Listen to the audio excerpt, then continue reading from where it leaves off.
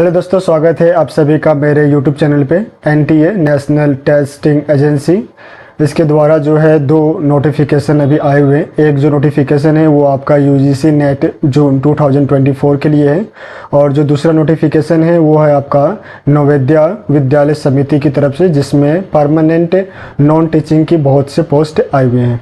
तो चलिए वीडियो को स्टार्ट करते हैं और देखते हैं कि कौन कौन सी वैकेंसी आई हुई है। जो सबसे पहला जो नोटिस है वो आपका पब्लिश हुआ है 20 अप्रैल 2024 को, और ये जो नोटिस है आपका ऑनलाइन एप्लीकेशन के लिए है यूजीसी नेट जून 2024 के लिए।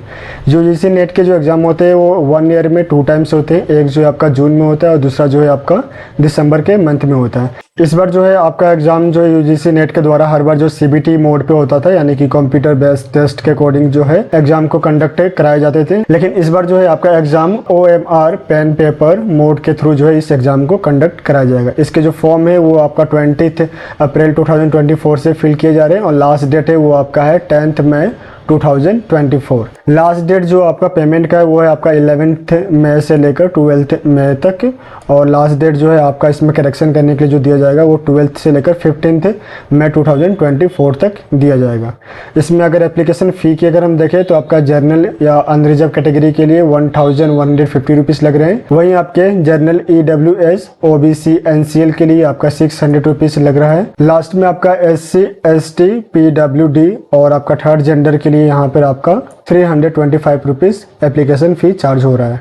तो ये आपका फर्स्ट नोटिफिकेशन है। सेकंड जो नोटिफिकेशन आपका आया हुआ है वो है आपका एनटीए के थ्रू जो है आपका नवोदय विद्यालय के लिए, नवोदय विद्यालय समिति के लिए। यहाँ पे बहुत से नॉन टीचिंग पोस्ट की वैकेंसी परमानेंट आई हुई है। तो चलिए देखते हैं कि कौन कौन से पोस्ट है। सबसे पहले हम लोग पोस्ट में देख लेते हैं। तो जो सबसे पहला यहाँ पे पोस्ट है वो है आपका असिस्टेंट सेक्शन ऑफिसर, उसके बाद आपका audit assistant, junior translation officer, legal assistant, stenographer, computer operator, junior secretary assistant and multitasking staff. ये जो पोस्ट है वो आपका आया हुआ है हेडक्वार्टर और RO के लिए। स्कूल में JNV जो स्कूल्स होते हैं उन स्कूल के लिए जो परमानेंट पोस्ट है वो है आपका female staff nurse, catering supervisor, junior secretary assistant, electrician cum plumber, lab attendant और लास्ट में आपका मेस हेल्पर। तो ये सभी जो है पोस्ट आपका आया हुआ है नॉन टीचिंग पोस्ट में, परमानेंट पोस्ट है जो कि आपके JNV विद्यालय के लिए आया हुआ है। इसके बाद जब आप PDF को स्क्रॉल करके नीचे जाएंगे तो यहाँ पे पोस्ट वाइज कितनी जो है वैकेंसी आई हुई वो सभी मेंशन किया हुआ है। जैसे आपका फीमेल स्टाफ नर्स में ये ग्रुप B के लिए है, यहाँ जो टोटल पोस्ट आया हुआ है वो है आपका 121।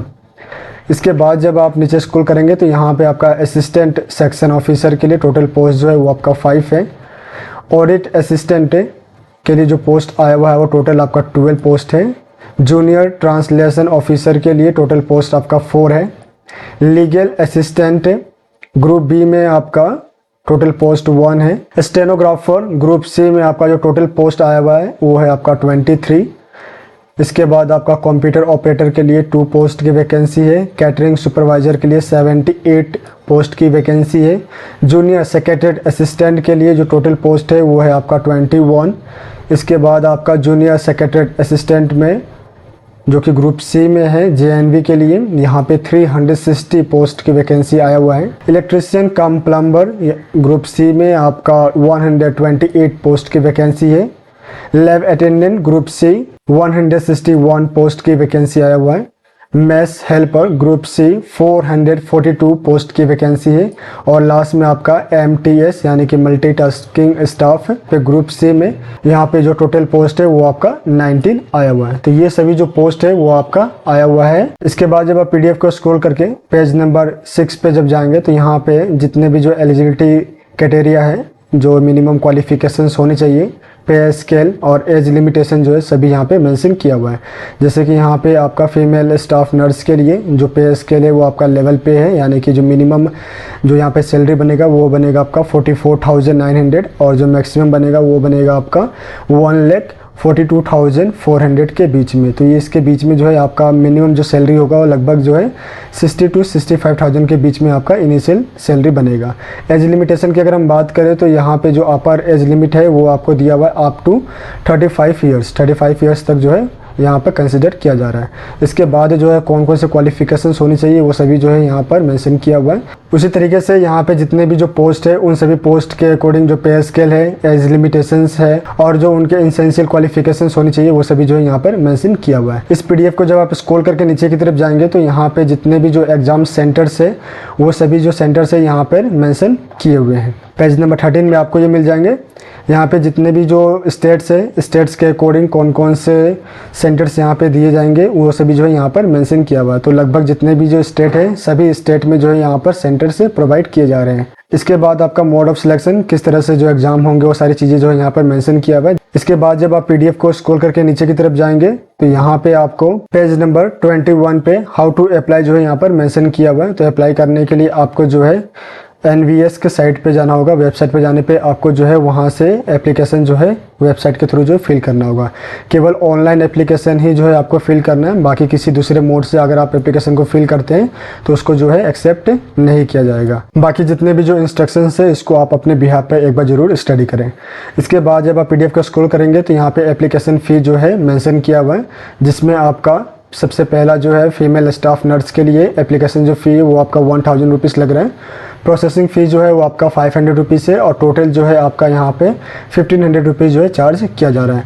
बाकी जितने भी जो पोस्ट है इसमें आपका 500 रुपीज़ जो है एप्लीकेशन फ़ी चार्ज हो रहा है। प्रोसेसिंग फ़ी जो है चार्ज आपका 500 रुपीज़ है और 1000 रुपीज़ जो टोटल आपका एप्लीकेशन फ़ी चार्ज होगा अगर आप general category, EVS, OBC category से बिलोंग करते हैं। अगर आप ST, SC या PWBD कैंडिडेट हैं तो ऐसे कंडीशन में यहाँ पे जो आपका एप्लीकेशन फ़ी जो है इसको चार्ज नहीं किया जा रहा है, केवल प्रोसेसिंग फ़ी जो है आपसे यहाँ पर लिया जा रहा है। इसके बाद जो है जितने भी जो इंस्ट्रक्शंस यहाँ पे दिए गए, टर्म एंड कंडीशन जो मेंशन किए हुए हैं, इनको आप अपने बिहाफ पर एक बार जरूर स्टडी करें। लास्ट डेट जानने के लिए कि कब तक आप इसको अप्लाई कर सकते हैं, उसके लिए जो NTA के वेबसाइट पे नोटिफिकेशन आया हुआ है इसमें मेंशन किया हुआ है। यहाँ पे आप देख सकते हैं कि आपका जो ऑनलाइन एप्लीकेशन है स्टार्ट हुआ था 22 मार्च 2024 से और इसका जो लास्ट डेट है वो है आपका 30 अप्रैल 2024 तक। इसमें आपका जो फ़ी लास्ट सबमिट करने का जो डेट है वो है आपका 30 अप्रैल 2024। पर्टिकुलर जो करेक्शन किया जाता है, जैसे कि अगर आपको सेंटर चेंज करना है तो उन सभी करेक्शन के लिए यहाँ पे जो है 2 मई से लेकर 4 मई 2024 तक जो है वेबसाइट ओपन होगा। एडमिट कार्ड और डेट ऑफ एग्जामिनेशन जो है वो सभी जो है बाद में वेबसाइट के वहाँ पे अपलोड किए जाएंगे। बाकी जितने भी जो यहाँ पे इंपॉर्टेंट इंस्ट्रक्शंस दिए गए इसको आप अपने बिहाफ पे एक बार जरूर स्टडी करें। बिफोर अप्लाई NVS के जो एक टर्म एंड कंडीशन है पूरा PDF को आप एक बार जरूर पढ़ें। पढ़ने के बाद ही जो है आप अप्लाई करें।